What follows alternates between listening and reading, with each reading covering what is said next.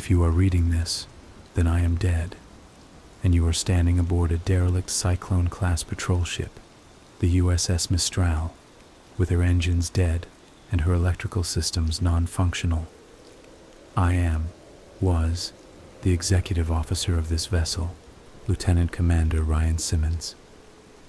Please read this carefully. If you are an officer or enlisted man in the United States Navy, this is an order. Scuttle this vessel immediately. Do not finish this letter. Get off the Mistral at once and send her down. Consider this a quarantine scenario. All hands are likely dead. God help you if they are not. We are 8 days out of Kirkwall, tracking an intermittent and scrambled distress call from what appeared to be an Icelandic fishing vessel, the Magnus Daughter, deep in the no-fishing zone of the North Sea.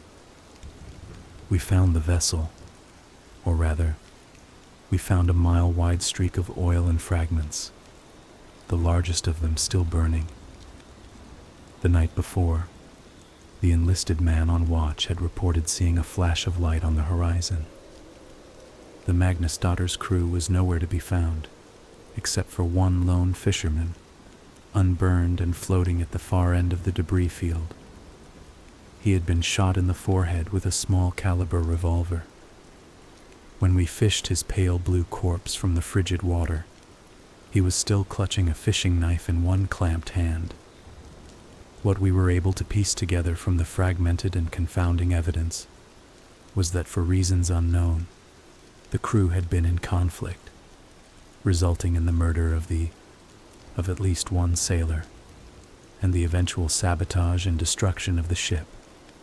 Visibility was only a few hundred feet as we spent the next day drifting silently among the debris in hopes of finding a survivor. The crew was already visibly shaken by the discovery. The grim dread of the fog and lone smoldering pieces of the Magnus Daughter that collided with our hull unsettled even the most seasoned of us. We had expected an easy cruise and the simple retrieval of a dozen thankful Icelandic fishermen. What we got at first was a silent and oil-slick coated sea, a single corpse, and more than a few nagging questions. The Mistral had just been serviced after an extended tour with the Atlantic Fleet in Bahrain. Before her transfer to the North Sea, she was in good running order, so I can only assume that the initial mechanical failure was an act of sabotage or of some external force. It happened the first night, when our final sweep had been completed, and we returned to the site of the Magnus Daughter's first transmission.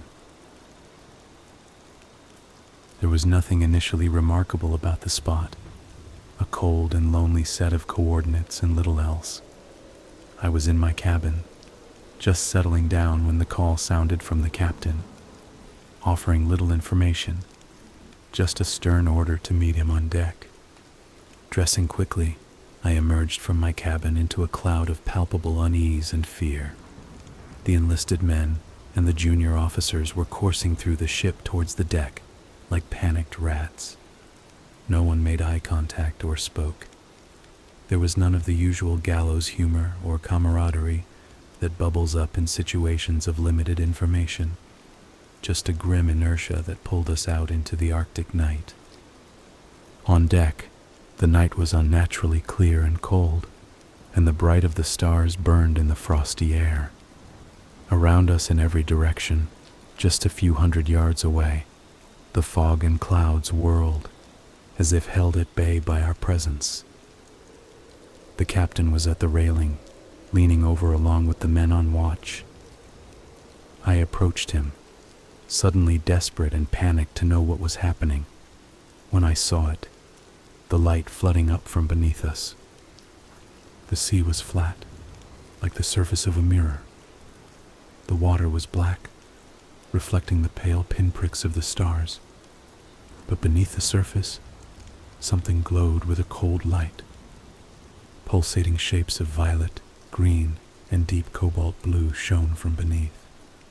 They flowed and merged and shimmered silently, deep below the glassy sea. We stared, 24 men and women, struck dumb and horrified by the sight. There was a sense of scale that emerged from the fluid movement of the lights.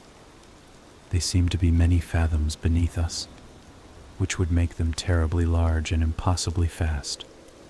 There were no solid shapes, and no disturbance of the water, just a deep field of liquid flowing light. We watched for what seemed like hours, entranced by the mesmerizing ballet of cold light, a mirror reflection of northern lights. When it ended, abruptly, there were three almost simultaneous events. First, the light seemed to contract, each mote freezing in place and collapsing like the iris of an eye in bright sunlight. Secondly, there was a tremor in the air that first raised the hair on the back of my neck. As the ghostly lights winked out of existence, it rose in intensity until I thought my eyeballs might shake their way out of my head. Through the fog of sudden pain, I heard a noise rising above Arctic wind, a humming vibration from the Mistral herself that matched the electric shuddering in my skull. It was as if every light bulb aboard the Mistral was suddenly flushed with power, flaring bright and buzzing noisily in their housings. And when the wine had reached a fever pitch, they began to pop and shatter among a shatter of sparks. From start to finish, it lasted less than 2 seconds, and we were left floating silently in the dark waters, beneath the starry sky, on a dead and crippled boat. The damage was invisible, without any obvious cause, and total. Nothing aboard the Mistral worked. Each carefully crafted system of multiple redundancies had crumbled. Every light was shattered, and even the replacement bulbs and the small flashlights we all carried held fused and useless filaments. Satellite phones, shortwave radios, all means of communication were useless bricks of plastic and wire. Every battery was dead. Every stereo system was silent. We were adrift, without sail or engine, isolated from the world by 100 miles of black and silent sea.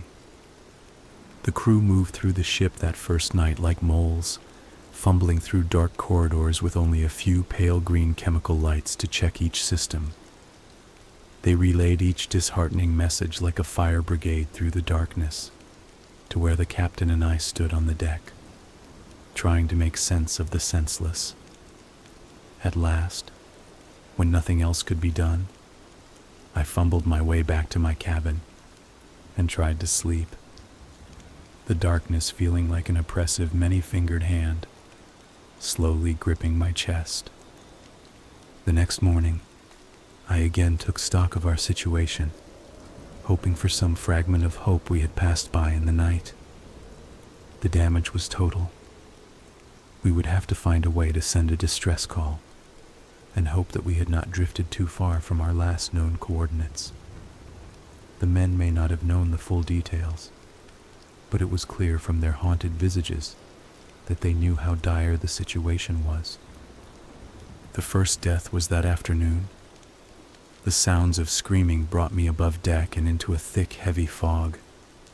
High in the gloom, I could see bright, burning specks of light descending slowly. My stomach turned. It was 2 signal flares drifting uselessly through the haze. Some damn fool had fired the signal flares. I burned with an unfamiliar and foreign rage, and rushed through the fog to the foredeck with hatred in my blood and my fists clamped tight. The scene that emerged from the fog broke me from my stupor. The enlisted man, a flare gun still in his hand, lay broken in a pool of blood. The captain stood over him clutching the railing, driving the heel of his boot repeatedly into the broken mess of the boy's skull. I realized then that the screaming I heard, the high, keening wail, was coming from the captain, his face in a rictus of animal rage. Around them was a small crowd, standing motionless and silent, watching like sentinels. The captain turned to see me and dropped into a crouch, his fingers wrapping around the flare gun, and he raised it level with my eyes. We stared for a long moment at each other, our eyes locked as he panted heavily, his face lightly spattered with blood. The only sound was the wet, gurgling exhale of the enlisted man's death rattle, a bubble of blood forming on his ruined face. I'd served with this man for nearly a decade. This was not the man I knew. This was a hollow simulacrum, filled with violence and terror. I spoke to him then. In a soothing voice, I asked him to hand me the flare gun. He said nothing at first, and then spoke, his voice a tiny trembling sound that was swallowed up by the thick gloom around us. He's murdered us, Ryan. The fog. The flares will never... He shook his head and clenched his eyes tight, as if he were trying to shake himself from a dream. Then he shuddered once, violently, his back arching like a seizure. "This little fuck has killed us," he choked out. The flare gun wavered in the air, and I took a step closer, reaching out for him. He opened his eyes, and I froze again as we stared silently at one another. "You're going to die here," he giggled quietly. "I always wanted to watch you die, you fucking coward." He tilted his head back and laughed, one hyena-like bark to the gray sky, and then put the flare gun in his mouth and fired, the last flare igniting and temporarily bathing his head in a halo of magnesium orange and smoke. He tumbled back over the railing. If there was a splash when he hit the water, it was swallowed by the fog. I stood for what seemed like a very long time. It slowly dawned on me that I was alone, the silent audience having melted away below decks, no doubt taking the grim tale with them. I feared for morale, an absurd concern, I realize now, but could not move from the spot, as if sheer force of will would cause the sea to regurgitate this man, my friend. The first gunshot broke me from my reverie. In the emergency lockers, I found that a handful of flare guns remained, and I stuffed one into each pocket and entered the dim passageway to below deck. Over the hollow retort of gunshots, other muffled sounds began to emerge, the choking sobs, the screams of pain and anger, all bringing the faint impression of the copper smell of blood. The dark was oppressive and thick as my heart rose in my chest. The pale fading light of the chemical glow sticks that hung at regular intervals illuminated the bare corridor, and I moved slowly toward my cabin. It had been sacked, and my service pistol was missing. The next two cabins held the corpses of the junior officers, their broken forms still in their bunks, skulls opened like blossoming flowers under the point-blank shots. I felt the distinct and irrational desire to run on deck and leap overboard, to swim away from the boat into the unknown sea. I gripped a flare gun and held it out ahead of me, less like a weapon and more like a talisman, and began to pace slowly down the corridor to the enlisted bunks. The door was wide open, and the smell of blood and fear and shit was nauseating. As my eyes slowly adjusted to the dim, I saw a field of bodies, torn, shredded, and shattered by bullets and makeshift clubs. A few of the men still moved, twitching slightly. I watched in frozen terror as one man, his face a mask of blood and rage, turned up his head to regard me, and with a weak cry of rage, began to drag himself with his arms, trailing a broken and shattered leg, towards me.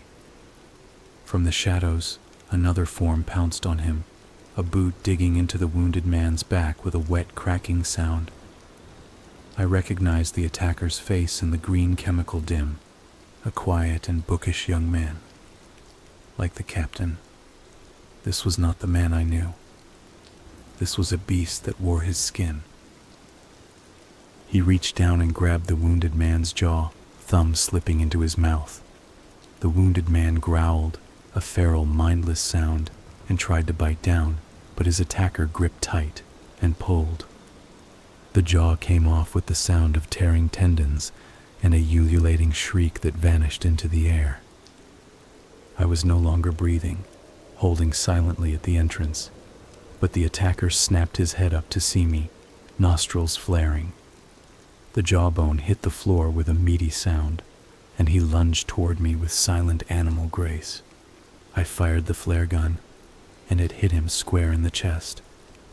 His shirt caught fire, and all air escaped his lungs with a sudden forceful exhale. But impossibly, he continued on towards me. As I passed through the portal and slammed the door, the fire had climbed into his hair, and he was squealing now, his clawed hands still outstretched towards me.